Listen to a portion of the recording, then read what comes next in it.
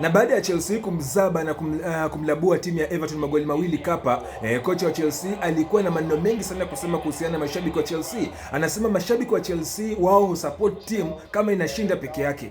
Nataka mumsikilize kwa makini zaidi huyu kocha wa Chelsea Enzo Maresca. Anasema kwamba katika masaa 48 ambayo alipita alikuwa masaa mabaya zaidi katika maisha yake akiwa kocha wa timu ya Chelsea. Anasema kwamba mashabiki wa hii timu wao wana support timu ikishinda peke yake, lakini wakati timu imepoteza basi wanamtupia lawama mingi zaidi kocha pamoja na wachezaji. Kwa hivyo hebu sikiliza Enzo Maresca alikuwa na haya ya kusema baada ya kumpiga Everton magoli mawili kapa weekend hii. With so many problems, they are doing very well after a complicated week. Since I joined the club, the last 48 hours has been the worst 48 hours since I joined the club, because many people didn't support us. Worst 48 hours since I joined the club, because people didn't support me and the team.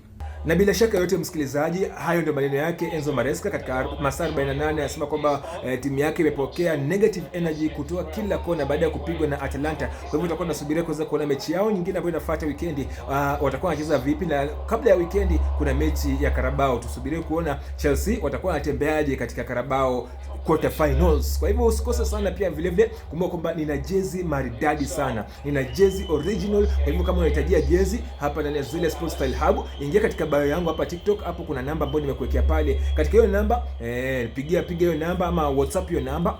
Popote ulipo Kenya hii delivery inafanyiwa, basi ni delivery ni bure bilashi, na jezi yako itakwenda kufikia in 24 hours time. Utakuwa unapokea jezi yako maridadi zaidi. Kwa hivyo usikose jezi original, usikule Christmas bila jezi original. Sikiliza na uzidi kunifuatilia, itakuwa bora zaidi na zaidi. Matamu yako hapa pia.